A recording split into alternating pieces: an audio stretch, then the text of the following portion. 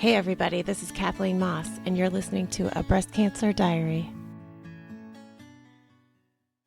My guest today is Lori Godfrey, another local breast cancer survivor in my own community. She lives in Banks, Oregon, and she is retired from her role as Senior Vice President at KeyBank.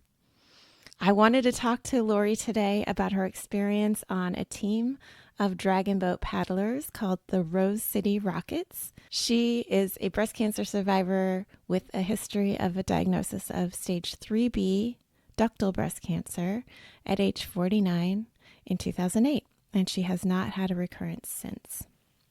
Welcome, Lori. Oh, thank you so much for having me today. Really enjoy it being here today. Yeah, and for those of you who just watched my YouTube version of the interview with Danielle in the last couple of episodes, Lori is featured in those gorgeous photos that we had as the montage in the background. So Cool. you might recognize her from that. So Lori, tell me about your experience joining this local dragon boat team and what that's been like. How did you find them? How did you find out about them? What Well, has that been like for you? it's my favorite subject, so I'm glad to be able to talk about it today. So the Rose City Rockets are an all-cancer dragon boat team that was established just last year, officially in 2023, but we were on the water for the first time in 2024. I'm actually the founder, not only the founder, but the head coach for Rose City Rockets. I started dragon boating with an all breast cancer team about 14 years ago, and that's the Pink Phoenix Dragon Boat team that's also located here in Portland. They were the first all breast cancer team in the U.S. They were the second to be established globally, and that started a great big trend of women getting on boats for the first time in their lives, which was really my experience. I met Pink Phoenix, as I said, so many years ago here in Portland at a Susan G. Komen walk, and they had a booth. I went up to talk with them, and within the week I was on the boat for the first time with them. That started a great, really a lifelong change for me. I had been an athlete my entire life and was really felt very sidelined by my breast cancer. And that experience alone was what and has kept me going in dragon boating, is that knowledge that I'm a lifetime learner, I'm a lifetime athlete, I'm looking for things that I can do. Those that have had a breast cancer diagnosis some 20 plus years ago were given different information than women today. Previously, they were all concerned and still are concerned about lymphedema. So women that have breast cancer may have massive surgeries, obviously mastectomy being a primary one. And when they do that kind of surgery, you have these scars and these scar tissues that are there afterwards, and they're very difficult to break through, and the lymphatic system starts to get compromised, obviously, and you can get lymphedema. So women were told, don't do repetition, don't do repetitive motions, and no more vacuuming, no more tennis, no more golf. So some of those sports that women would be able to do for a lifetime were no longer available to them. So Wow. Dr. Don McKenzie, who is out of Vancouver, BC, started a clinical trial, and his clinical trial was to establish and determine if women that did a repetitive motion, such as in paddling, if they would have lymphedema, if they would have a recurrence or an episode or a flare of lymphedema. So they pulled together these women, approximately 24 of them, to be in that first clinical trial that also was a team. Dr. Don happened to be a paddler, and so he trained those women to be in a competition, had them on the water, they competed, he gathered the information that he needed, and then when they were finished, attempted to disband them, and they refused. Basically, those Huh. women were having the time of their lives, and they said, no, we're not going to go. Thank you very much. So that became the Wow. very first breast cancer team called A Breast in the Boat, and they're in Canada, in Vancouver, BC. Then there's lots of women that have found breast cancer, paddling through breast cancer survivorship, through just that support group that's there. So that's how I started. I began as a local paddler, and from there, I was within a couple of years became what's known as a pickup paddler and a utility paddler, and I started paddling with other teams around the area and then regionally. And then one thing led to the next, and I realized that dragon boating wasn't just happening in Portland. It was happening regionally, it was happening nationally, it was also happening globally. And that's really what changed my life was those global outreach opportunities that I've been able to do via paddling. I've been able to make all these connections with other breast cancer survivors throughout the globe that have really been life changing. That's great. So you started doing it on like a weekly basis, monthly, or is it seasonal? How does it That's work? that's a great question. So I think a lot of people, especially here in Portland, if anybody's listening that knows Portland, knows the Rose Festival boats and the Rose. Yes, I was a paddler. I've done dragon boating before, and what they're referring to typically are the Rose Festival boats that take place in June, and where the fleet comes in, and we have it part of our Rose Festival celebration that we have here in Portland. That's all that I really knew about the Rose Festival and about dragon boating happened to be that particular event. But that's not all that it is. That's a unique, a very stylized boat that is not really used for anything but a festival. There are racing hulls, long canoes that we use globally. And so I started with Pink Phoenix. We paddled Monday, Wednesday, Friday. Also once, excuse me, Monday, Wednesday, Saturday mornings is Pink Phoenix schedule. And so it was 3 times a week. And so I just plugged into that experience 3 times a week, never missed practice, did it while I worked. They practice in the evenings. I would just change my whole life around to have a block of time in the evenings that I wouldn't be disturbed. And that was the greatest thing about dragon boating for me was the quiet. I was able to take my phone, put it on silence for the evening, get on the water, and only be responsible for myself and my team and listen to the water, listen to the air, experience being outside and being on a great big huge river that's really pretty demanding. And then learn a new sport as well at the same time. So there's a lot to take in when you first start dragon boating. And so you started on the Willamette. Are you still on the Willamette? Yeah, still on the Willamette. So I've paddled all over the globe, and so that's taken me onto both rivers like our Willamette. Also, I've paddled on lakes. There are lakes all over the world that we paddle on as well, and the ocean. So there's 3 different ways that we get on those. Each one of those types of water have different demands. There's a couple of different styles of the stroke that happen coast to coast. So you learn a style of stroke and then you get proficient at that stroke. And it's interesting, as a dragon boat coach, I've learned that, and especially as a paddler as well, that there are so many different pieces of a particular stroke. It seems like it's one motion, but it's actually broken down, I think, at least 20 different pieces of that particular stroke. Just like taking a swing in a golf swing or a tennis swing. It looks like it's one motion, but there's a lot of different things that are taking place along the way. Foot placement, head placement, velocity, just all kinds of ways to change what that stroke looks like. I'm dying to ask, how does it go for a newcomer? Does it take long to learn these things? Well, it's interesting. Some are very quick at it, and some not as quick. So being athletic is helpful. I think the people that struggle the most are those that have come from as a kayaker. So they've been on the Mm, water, but they come to us as a kayaker, and there's a particular way that you stroke as a kayaker or that you do not stroke as a paddler. So there's sometimes muscle memory is it's yeah. a real thing, right? We learn a muscle. It has a particular memory. When you go to pick up a blade in the water, you may want to do it a certain way because your muscles remember that, and it takes quite a bit of time to get to build a new muscle memory over an old one. I think it's easier to establish a new one. So kayakers tend to have a little bit more of a struggle, but they're comfortable on the water, so that's a positive too. Mm-hmm, mm-hmm. Um, I learned very quickly, and so I'll say that in fairness, I learned very quickly how to stay in time and how to stroke. And I continue to work. Here I am 15 years later, and I'm still working at particular pieces of my stroke. Oh, So wow. it's never done. I worked at one element of my stroke for 3 seasons. Every time I picked up my blade, every time I was in the water, I was working on a particular aspect, and it took me 3 years to really own that particular aspect. So I know how difficult, as a coach, I've learned how difficult it can be for some paddlers to pick up certain elements. But it just takes a lot of patience, is what it takes. Yeah, makes sense.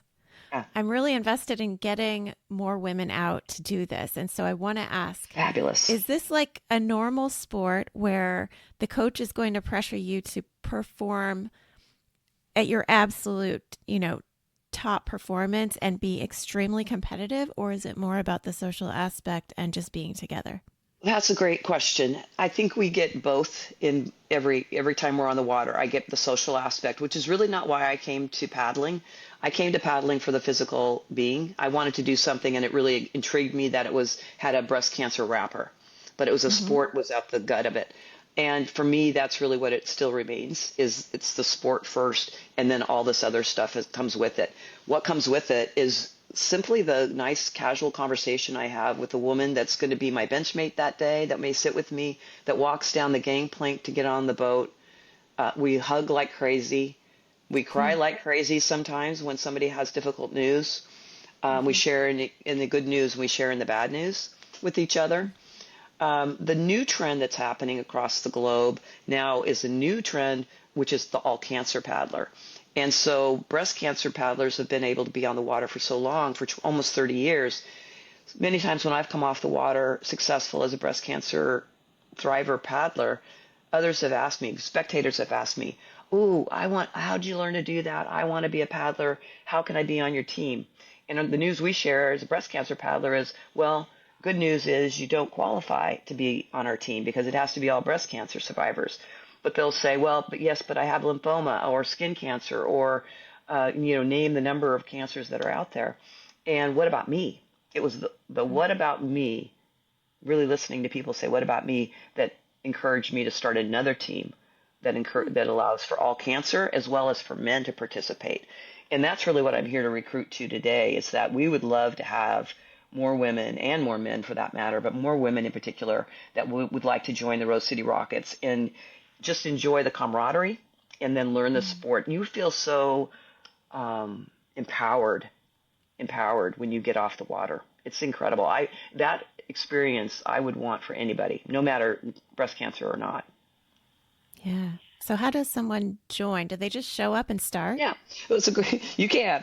It's better to have a mentor like myself to help you get rolling. So if they contact me, I'm happy to get them all the information that they need. But basically, for Rose City Rockets, we paddle on the Willamette. We begin March 11th, which is coming up very soon.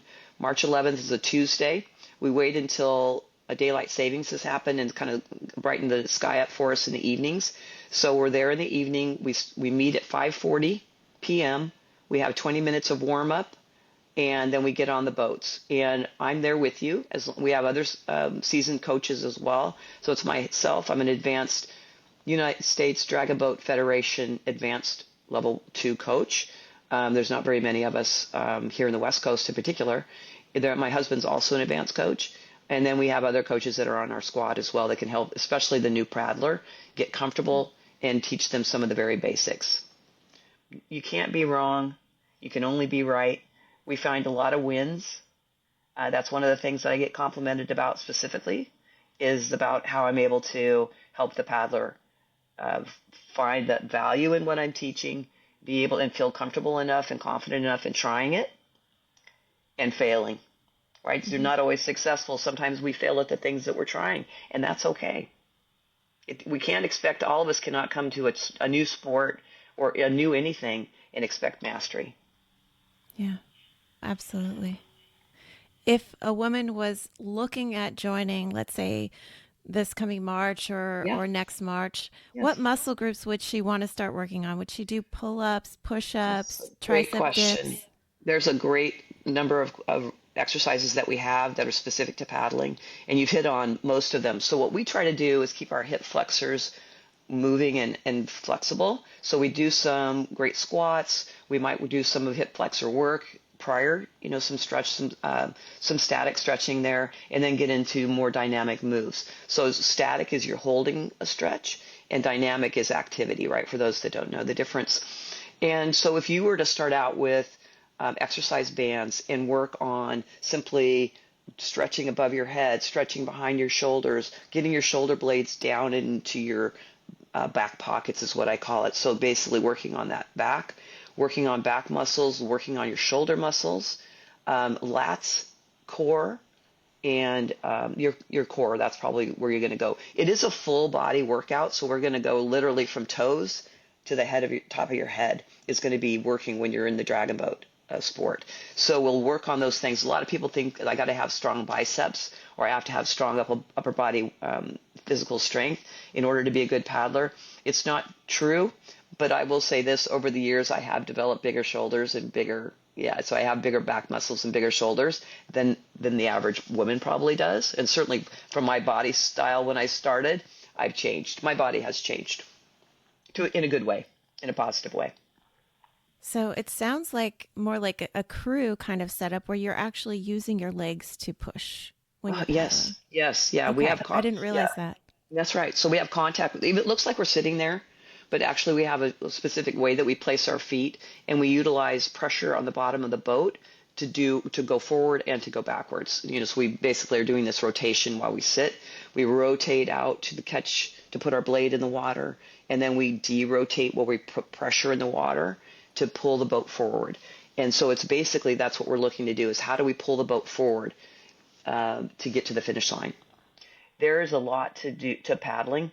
I would say I would for a new paddler, try not to get too excited about those details. Let me talk about clothing. So, because that's Hmm. one of the things that people like need to be experienced in gathering together before they come down to the water. So they're going to get physically. You don't have to be a physical specimen, a fitness specimen. You don't have to come out of the gym and be on the water. You can come to us just as you are, and then you'll learn quickly about where your deficits are, and we can work on building those up. Um, but everybody's got them, so don't feel like, oh, mine's worse than everybody else's. It's not the case. Um, so you come to the water dressed in layers. We use a lot of dry fit, so that's anything that you can get wet and that can dry. So we use no cotton on the boat. I come with leggings usually that are dry fit. That everybody's got yoga pants or yoga leggings that they can start out in, and then you layer from there. So I'm going to have waterproof shoes on, or at least shoes that I can get wet. Um, I used a Keen. Keens are very popular here in Portland. It's a hiking shoe, that has water cutouts in it. Those are used by most paddlers in Portland. But you can wear anything you like. Waterproof shoes have become tennis shoes have become more available, so people are using those now too. And then from there, we're using a system of coats. So it's one long sleeve shirt that's dry fit. Then I'm going to put a light jacket on that, and then something waterproof over the top. And that's going to take me through most weather conditions in a hat of your choice, right? That's basically what you need to come on the water. We come with water because we need to be hydrated while we're out. We start on the water as practice time for Rose City Rockets. We practice from 6 o'clock until 7. We get off the water at 7 and go home.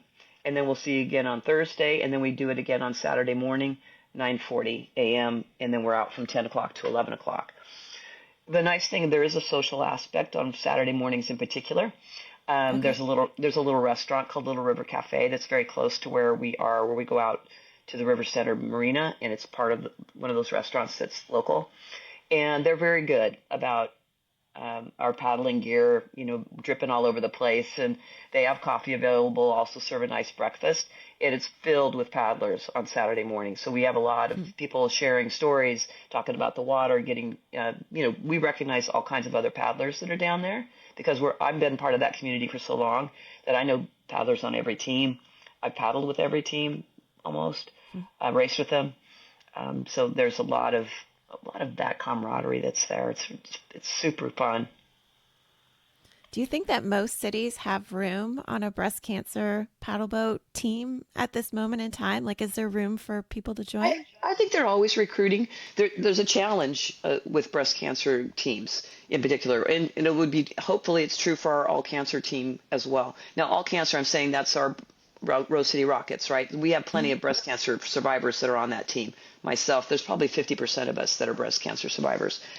Yes, there's only room for 20 paddlers, right? So if I have 20 that come out, that's great, but usually I have 24, right, or 25 or 21. So I'm always growing. So you might find a team in a particular city that's already at capacity, but they're managing. They'll figure out a way to put you on a boat. The way we work it right now is that we only have a boat sits 20 people, 20 paddlers, two by two, right? So they sit Hmm. like pistons in an engine, and everybody works together as one, going down the water. Um, the Rose City Rockets are only about 14 of us that are really Rose City Rockets. Then we have supporters that are helping us from other teams Oh, that are not all cancer survivors they come to us and help us fill in because as we continue to grow our team, we need to get Mhm. on the water. So we're just reliant on other people to help us. And sometimes I have to go help a team do the same thing, right? How do we get Okay. on the water? So it's about helping our community members, all of our paddling members, get on the water. Where would someone go? Is there like a national hub where you're looking for teams with openings? Yeah, there's two of them. So the one for all cancer teams is the best resources to go out to the USDBF. United States Dragon Boat Federation has a great website out there that can show you all the breast cancer events that are taking place that might be specific to breast cancer across the country. And then there's also a tab also for all cancer festivals that Okay. are happening. It also will, there's another tab there that will show you where the teams are located across the country. I think for me, as an example, if I wanted to travel to Denver, Colorado, and I want to see if there's a drag boat team there that I can paddle on, the first thing I might do is breast cancer teams, Denver, Colorado, and I'll look for teams there. And if one shows up, I'll contact them and see if I can come and paddle with them. They're very accepting. Again, it's a great big global community. And if somebody's traveling to a particular town, we're going to try. If they're visiting here, we're going to try to get them on a boat because it's just fun to do, and it's part of our story, and it's how we build the community as well as our skills as paddlers, being able to get on a crew with any team across the country or world. So that's another one way to look at it.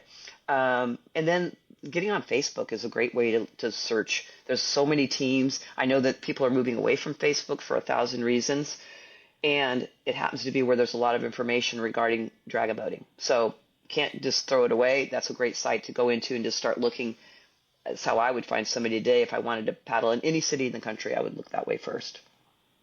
So the keywords would be dragon boating and dragon boat team, probably. Yes. Okay. And if I'm looking specifically for that would be for any dragon boat team. And if I want to find something specific to breast cancer, I could look on the USDBF site, or I could look at another one. I'm going to give you another acronym, IBCPC. It's the International Breast Cancer Paddling Commission.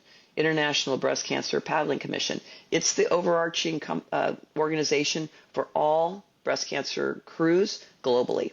So it's a way to see who's building teams, what's happening in your community, what's happening in a particular part of the world that you might be interested in. I've done some outreach helping paddlers start. I'll give you a great example, a super duper story that I love. I was in Argentina with a group of women, all breast cancer survivors that I've paddled with. And that group, there was a team of us of about 10. We traveled to Argentina. We went to Neuquén, and we had to put on a festival.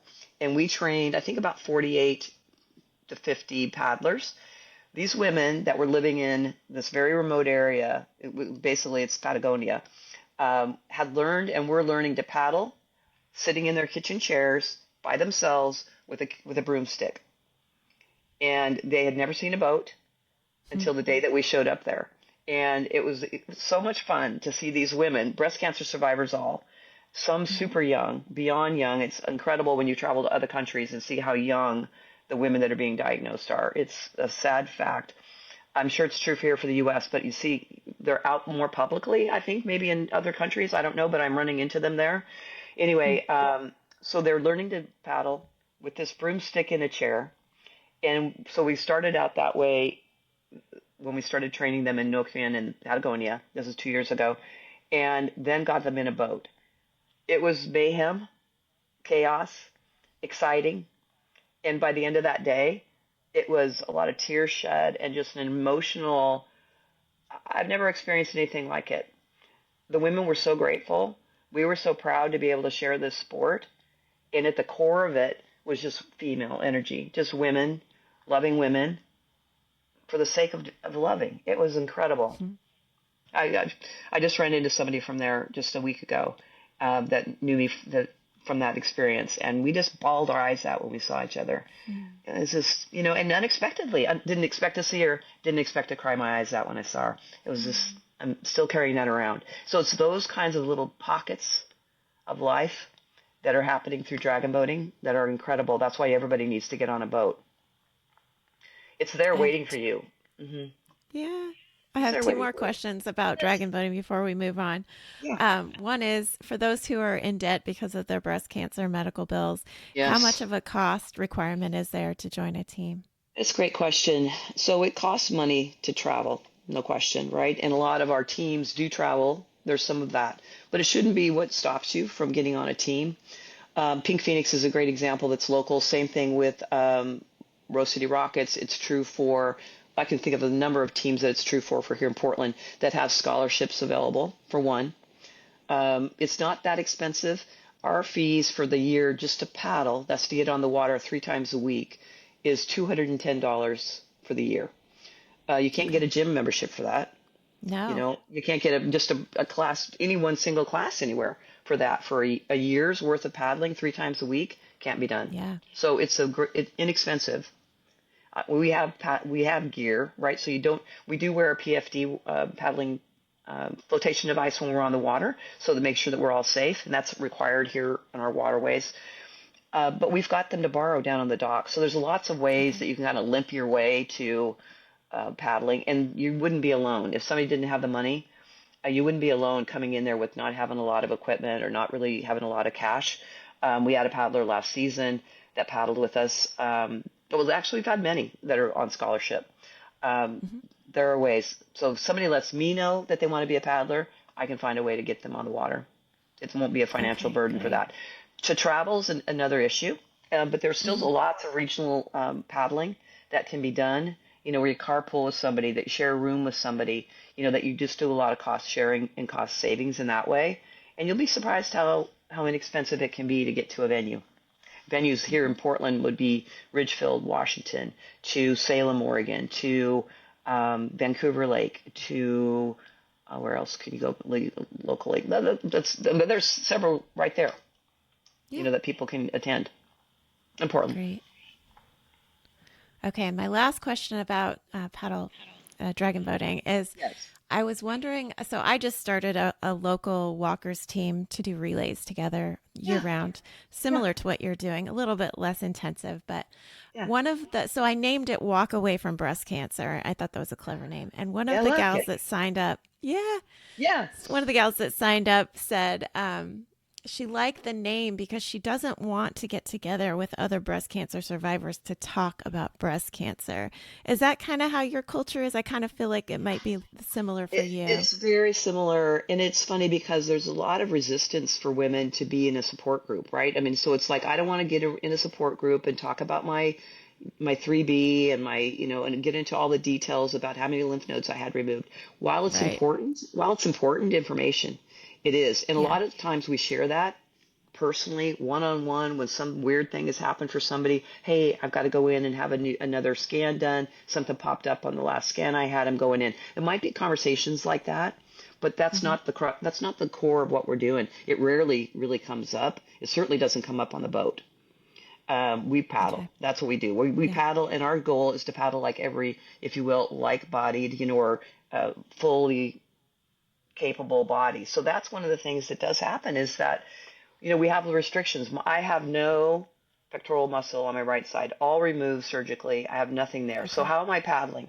Well, I'm paddling because my other muscles are compensating, but I have a lot of scar tissue. So I've got a lot of issues that happen for me as a paddler that I have to work through. But that's just what happens. I may need a seasoned paddler or a seasoned breast cancer dragon boat paddler to help me understand what I need to do to accomplish what I'm trying to accomplish, whatever that task is. And so it might be nice to be able to talk to somebody about my specific problem, but it is not the core reason we're together. So, talking about the walking away from and not walking into a support group, Yeah. Yeah. yeah, I think that's really it. I think that if we weren't able to say that, I don't think we'd have the women that we do on our team. I can only think honestly of about 3 or 4 women that I know that are there for support first and paddling second, and that's saying something. I know hundreds of women that paddle. Okay. Okay. So Yeah. it is available if you want to talk about what's going on with your current situation, but Yeah. people aren't dwelling on it. They're not dwelling in the past. They're walking through it and walking away from it, kind of. Okay. Yes, and walking Okay. through That it. was my sense. Yeah, and before we go off dragon boating, I wanted to say, when you talk about recurrence was one of the things I wanted to bring up. Yeah. So Dr. Don McKenzie, I want to circle back to him for a second. So the great science that he had about, yes, you don't get lymphedema when you paddle, went beyond that. He's continued to do research in these past 30 years focused on breast cancer survivors specific to dragon boating. And he's found out all kinds of things. But one of the things that's happened with him is that he's determined, and there's science out, and you can find these, I think that these are published papers at this point, where he's through a prescription is suggesting weightlifting while you're doing chemo. So actively getting very physical while you're doing chemo will reduce your symptoms through chemo and also may reduce your chance of recurrence. This is where the science really becomes important, is that it's not just us talking about it and saying that, yes, this happened to me. Now we're really talking about scientific evidence where I paddle and I am limiting my opportunity for recurrence. I had a stage 3B aggressive cancer diagnosis. I had a 20% chance of survivability. I had only one wish when I had my diagnosis, which was to see my granddaughter, which I had none. My daughter wasn't even, not in love, didn't have a relationship, and I had all these things that I wanted to see and dreamed about having it. It was just a prayer. All those things have come true because I've been able to survive and thrive over these last decade and a half. Yeah. And I'm telling you, it's because of the nutrition, because of the walking away from cancer that you're talking about, and dragon boating, being on the water. So there's a lot of data that's out there that show you that you can reduce your recurrence. Can you do it with other sports? Maybe. Yep. I don't know enough about them just to recommend them, but I can tell you that it's proven in dragon boating. So they've got science showing that breast cancer survivors can reduce their recurrence. Great. Blood cancers are also there, as well as colon and prostate. They have scientific data on all of those particular types of cancer as regarding dragon boating.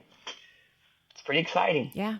Yeah, absolutely. And that's why I'm moving in that direction with the podcast. I want to learn more and more about different ways to do this with this exercise oncology concept. Yes, great. But it is proven. It's proven with walking too. So that's why I'm doing the walking and the relay teams myself. Yeah, and I think walking is such a key piece when new paddlers are with me, or I'm getting ready to get back into full-blown season, which starts again in March. I did my first half marathon, and it wasn't so much about the half marathon. It was about training for dragon boating. So I've always had everything I do always seems to be geared towards being better physically so that I can do better as a dragon boater.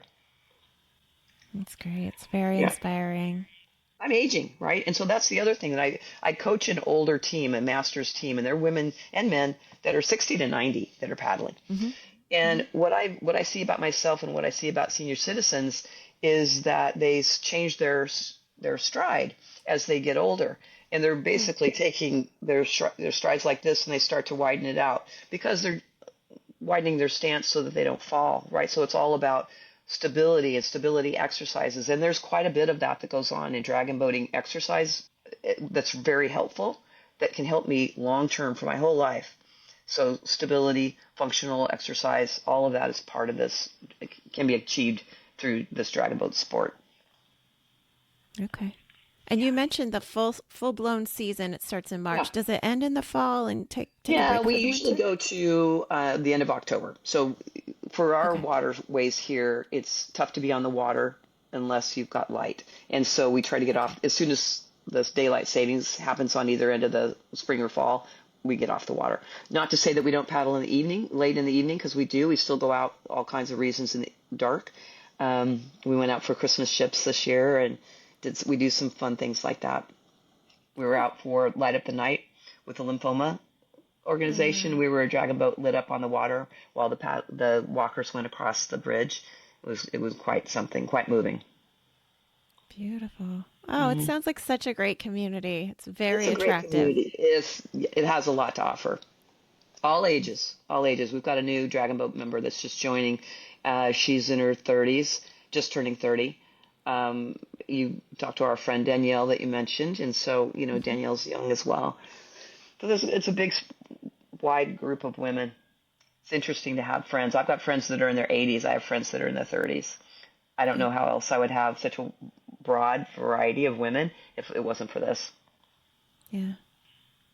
Well, I want to talk a little bit about some lessons you've learned in your own personal story and the kinds of advice that you would give to a new breast cancer patient because of what you've been through. You've got 17 years of perspective and experience at this point.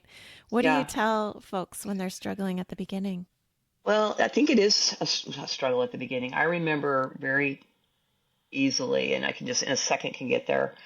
Remember Dr. Love's giant book that she wrote on breast cancer? Yeah. Well, where I was working, there was a bookstore right across the street. And so on my lunch, I would go over right after my diagnosis. I didn't have my prognosis yet, but I knew I had breast cancer. And I went over to the bookstore on my lunch, and I would open that book, and I started to read it, and I couldn't get all the way through it because I started to get into details that I couldn't fathom. Having a mastectomy, losing my hair. I mean, some of those things I couldn't fathom it, and so I'd have to close the book and I'd go the next day. I'd start again at that same spot and move forward. I mean, it's just you can only get so much information into your soul at a time. Yeah. So all of it just seems like drinking out of a fire hose initially, and then finally you kind of wake up to something you know you've probably heard before, but now it's important to you, right? You don't really know what it is, you dismiss it, and now it's here and it's real for you. Um, our walk through breast cancer is different for every woman. You know, some women that have stage one, when they talk to a woman that's got breast cancer, you know, they make Yep. apologies and excuses and I'm sorry to talk about my stage one cancer when you've got stage three. That that's kind of a silly thing. I mean, I understand when women say that, but it's really silly because you find out over time that our treatment may be very similar in some ways between our stage one and stage 3B. You may still need a Right. mastectomy. I still need a mastectomy. You may not need chemo, but I needed chemo. So our treatment plans may be somewhat different. The women that I tend to have the most to say to are the women that have a similar diagnosis that I had and prognosis, which I did meet women that were stage 3B, that were PR positive, HER2 positive, like I was. There happened to be a Mhm. drug that was relatively new, Herceptin, that had only been available just in a few short years prior to my diagnosis that I was able to take. So you take all of these elements, modern medicine, all of what it had to offer me, so mastectomy, full radiation, as many radiation treatments as I had. So I had the full spectrum of 34 treatments as the max you can Oh, have. wow. Okay. So I had 34 of those. I had a double mastectomy. I had chemo for a year because I had Herceptin infusion for a year after my primary care or my primary chemo. And then I took oral medication for the next 10 years after that to several different ones that I took that finally were for tumor suppression. So one of the things that I think was unique for me is I did everything that was offered to me. And I Hmm. did all of the Eastern medicine as well. So I did Reiki, I did acupuncture, I had a prayer circle that took care of me worldwide. I had a prayer Hmm. blanket that had been created for me during my treatment that I wore as I slept. So I mean, I did everything, um, and probably would have picked up a rabbit's foot had there been one available. I mean, you're just doing everything you can to survive, and that's what I was Yeah. looking for. And so I did all of those things, and I kind of inched my way out of treatment. Did all the things. Is it fun to go through treatment? It isn't. But I did meet women in that time of my life that had the same prognosis that chose not to do treatment, chose not to do Herceptin, chose not to do treatment, chose not to do Herceptin because they were afraid of a side effect. And they Hmm. ended up dying within a few months after we met. And Wow. so it's super sad. It was a fear about something happening with her heart that stopped this one particular woman. It's my same age, my same prognosis, everything. And literally, the way I look at it, kind of willed herself to death. She said, "I'm out. I don't want this. I don't want to be in this treatment." It was too much for her. So I think that, and she had she had family support. I don't know why her walk was so different than mine, but it was. And so I say to women, do the treatment that's suggested. Do Hmm. all of it, even with their side effects. Did I still throughout my 10 years of treatment, including the times that I was dragon boating and super sore from all the work I was doing, my joints ached, my bones ached from the treatment, from the oral medications that I was taking. But I did it anyway. But I took it anyway. I soak in Epsom salts. I take aspirin or I take Tylenol or some other thing before I get on the water. After I get on the water, I take amino acids before and after I work out because it reduces my muscle pain. There's ways that you manage through this. It does Hmm. take some gurus, to help you figure out how to do it. It's nice, but it's available online too. breastcancer.org. I don't know if you're familiar with Hmm. that organization. Great Yeah. one. You're able to Yep. find They have a specifically, podcast too. yeah. And so I listened to that, especially late at night when everybody was in bed and I had nobody to talk to, and I would wake up with that fear or that kind of question that I had. Um, all kinds of questions that come up about treatment. Um, how are you going to feel? Nausea? Can I work? What about short-term disability? Those kinds of questions can be answered. Looking at breastcancer.org is just a great site for that. So in the middle of the night, I would get out there and search for something and get an answer. It was a great forum for that reason. If women hadn't got out there before me and been willing to put their life stories out on that location or be in a podcast like this, how are we going to get this information? Yeah. Did you ever finish Dr. Love's book? I did. I did. It's a I big one. finished it. It's a big one. It's a big one. I finally bought my own copy and had it. It's one of those things. A hard copy is something that's interesting because all of it's available to us online today. So you don't really need a hard copy of anything really. But I did have a hard copy, and had that with me invisible for a while, and then I got rid of it because it was some kind of a reminder that I didn't love. But I'll tell you, want to know what really saved my life? I believe Yeah. this. Well, so when I had chemo, I had been reading and studying about, I don't know if you're familiar with this science, this Japanese writer that did this science about what happens to water, a Oh, drop of yeah. water. Yes, when it's hit with Negative bad, ions. yeah, negative or positive. So I've been doing Yeah. a lot of reading about that, and I thought to myself, okay, I've got all these chemicals that are in this chemo bag that I'm going to be infused with. And a lot of women are saying, I don't, that's a chemical, that's death, that's the devil. It's called all kinds of things, and it's going to get into my body, and so they have all these negatives about that chemo. So what I did is I changed the structure of what was there by writing on the outside of the bag, and I wrote Mm. love on the outside of that chemo bag every time I had an infusion. So instead of having an infusion of something that could kill me, even though that was the point where I was to kill the cancer cells, I was being infused with love. And I think my mindset around that infusion really mattered. I Yeah. had a friend. I had a friend that was in treatment in recurrence, desperate, and she was in her late stage. And it was funny. Great girl, 34 years old, very young, not going to survive, right? But there she is, struggling to do it. And she was still doing treatments, and could take her chemo bag off site and do it. She was something else.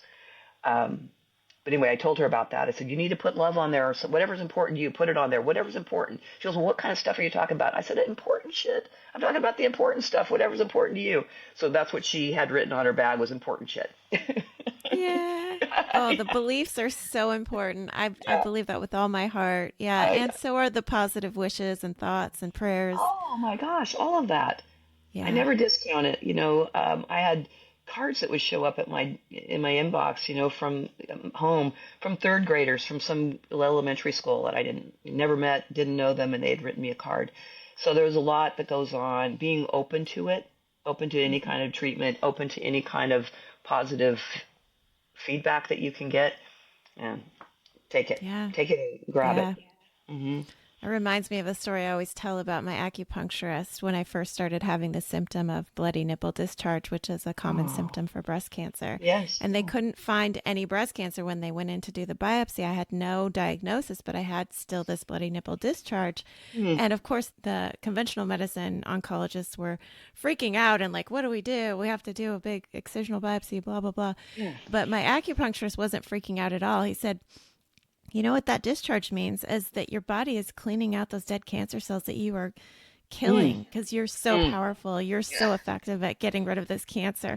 And he was saying this with a smile on his face. He was Yeah. relaxed. He wasn't in a Oh man. panic. And it's Yeah. such a contrast. Both are true, right? They're Yeah. both true because you do need to Yeah. be worried. You do need to be vigilant and keep doing the biopsies until you find it. But Right. you also need to be proud of yourself and the fact that your body is a cancer killing machine. Yes, So, yes, and that you also stayed vigilant. That's such a key piece of that. I had to chase my cancer down too. Um, didn't show up. Didn't show up in my breast. I went in for a regular breast cancer mammogram, and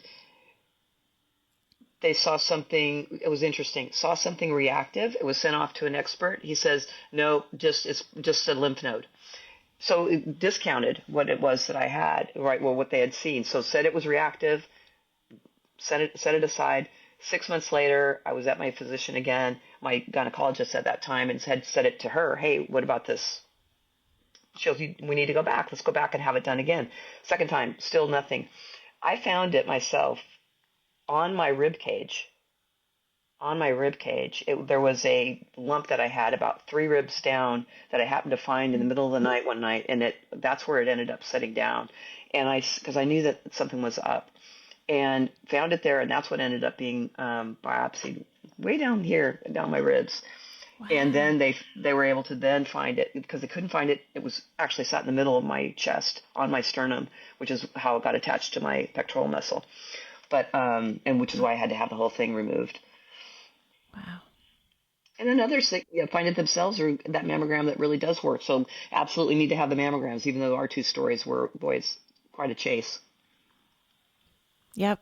Absolutely. Yep. Yeah. They're both true. Anything else that you had Well, wanted to come to share? I think that I'm excited about Hmm. women and men that might come and join us with Rose City Rockets. We need you, right? We need your enthusiasm and your good vibes, and bring them on down there. We can take care of you no matter if you're an athlete, a retired athlete, want to be an athlete. We've got a place for you.